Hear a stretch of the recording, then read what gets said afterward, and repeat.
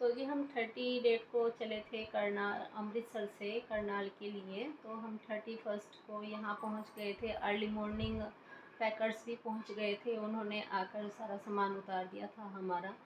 मैं ज़्यादा पैकर्स की जब वो पैकिंग कर रहे थे तो मैं ज़्यादा उनके साथ वीडियो नहीं बना पाई थी कि वो कैसे कैसे पैकिंग कर रहे हैं, क्योंकि इतना टाइम नहीं मिल पाता। जब पैकिंग करते हैं उनके साथ रहना होता है, उन्हें देखना होता है कि कहीं कोई सामान ना टूट फूट हो जाए या कोई जो हमारी कीमती चीज़ें हैं वो ना उनके साथ रह जाए।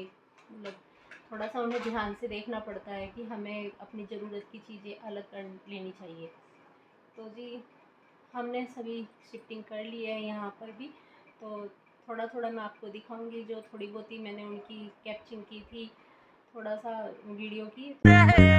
करदा कमेंट मेरी तोर कैट ते फॉलो मैनू करदा स्नैपचैट ते नाल दियां कुड़ियां तो पता लगया मेरे बिना होर ना किसे ते मरदा मार।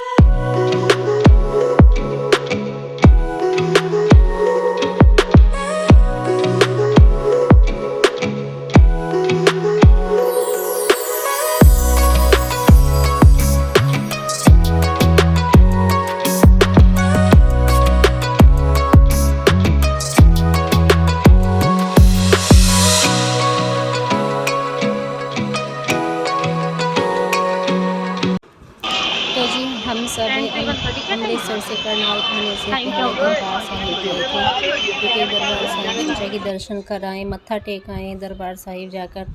तो हम सब वहाँ पर जा रहे थे तो देखो कितनी भीड़ लगी हुई है। सोचा कि आप सबको भी दिखाएं कि दरबार साहिब पर कितनी भीड़ लगती है गोल्डन टेम्पल पर। और चारों तरफ लाइटें लाइटें जली हुई थी।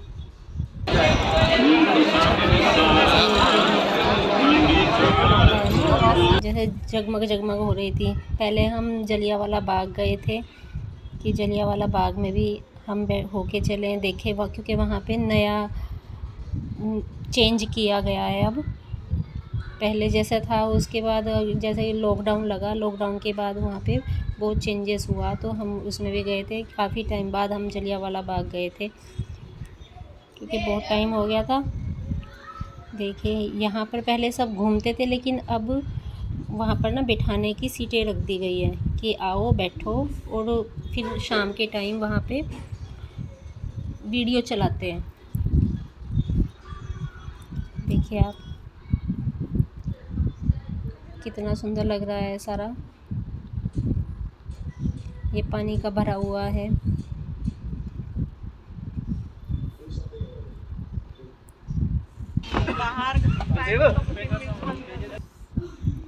काफ़ी भीड़ जमा हो गई थी यहाँ पर भी।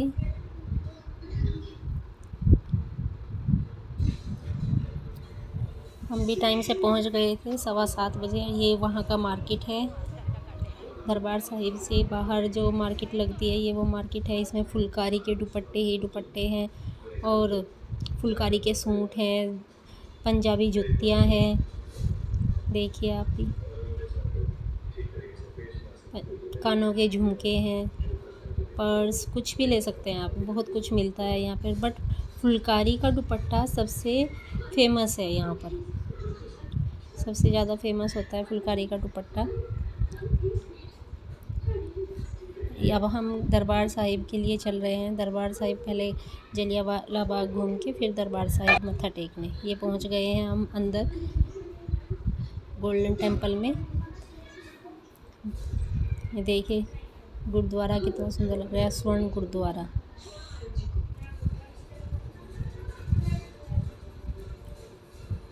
शाम को तो ठंडक हो जाती है, तो बहुत मन लगता है वहाँ पर आराम से देखो बैठो। देखिए सब अपने अपने फ़ोटो खिंचवा रहे हैं। ये मेन गेट का है।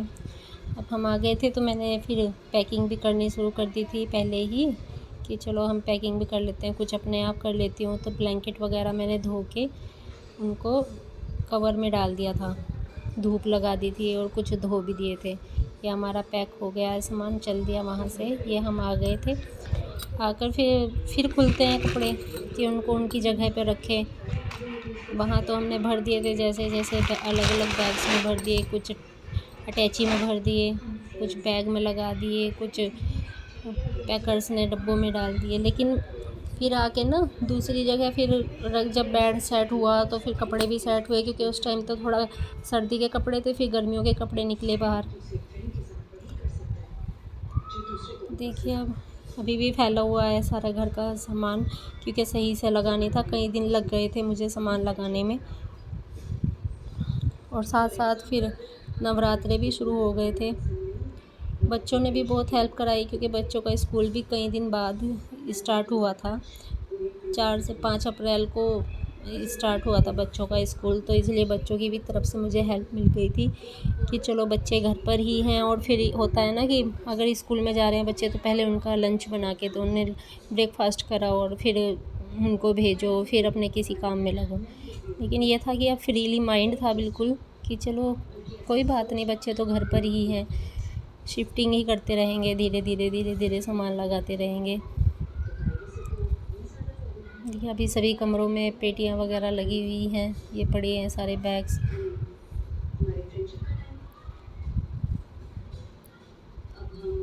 सारी किचन भी फैली पड़ी है मेरी। देखिए ये रैंक लगवाया था कि आप इसको रैंक को, बर्तन के रैंक को इस दीवार पे लगा दो। फटाफट बेड सेट कर दिया था, क्योंकि बेड में बहुत सामान आ जाता है डबल बेड के अंदर ना, तो जितना बाहर फैला हुआ था जो एक्स्ट्रा सामान था वो हमने उसमें रख दिया था, और इन अलमारियों में भी रख दिया था, दीवारों में जो अलमारियां हैं। तो मैं झाड़ू लगाने की तैयारी कर रही थी कि झाड़ू लगा दूं एक बार। ये छोटू ले रहा है मशीन। देखिए मेरी मनी प्लांट का क्या हाल हुआ है, कितनी बड़ी मेरी मनी प्लांट थी, वहाँ से आकर जैसे ये भी मर गई है, बिल्कुल ही मुरझा गई थी ये। तो मैंने फिर इसकी मिट्टी सारी चेंज की, इसको छोटा छोटा काट के लगा रही हूँ।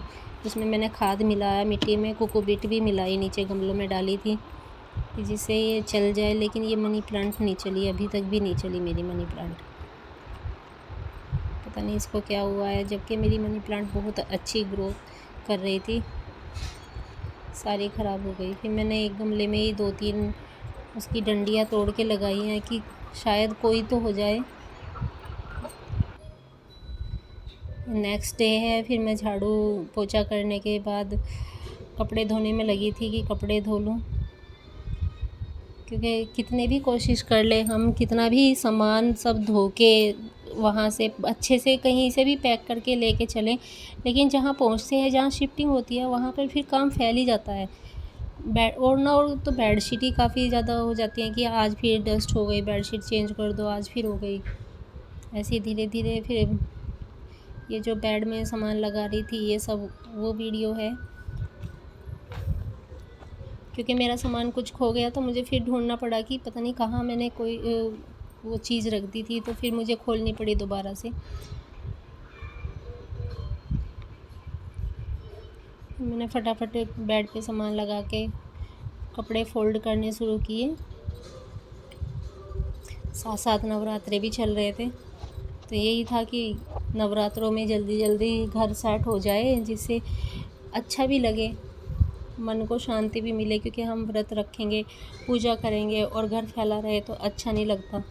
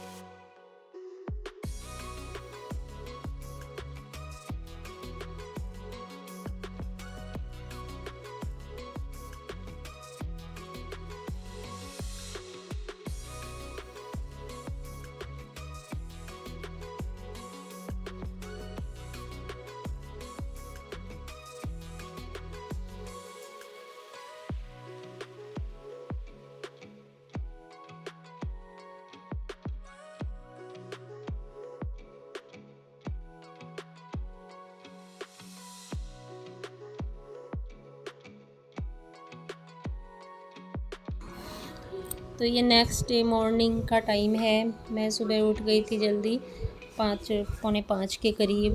अब मैं चाय बना रही हूँ फ्रेश और पानी पीने के बाद, फ्रेश होने के बाद। तो चाय का टाइम है। मैं और मेरे हस्बैंड उठ गए थे। देखिए जोत भी जल रही है हमारी माता रानी के सामने, देखिएगा आप सब भी देखिए। अभी बच्चे भी सोए पड़े हैं, बच्चों को हमने उठाया नहीं था क्योंकि बच्चे स्कूल नहीं जा रहे थे, तो इसलिए हमने उनको जगाया भी नहीं था कि अभी सोते रहो, कोई बात नहीं, 5:30 बजने वाले हैं, अभी बजे भी नहीं हैं पूरे।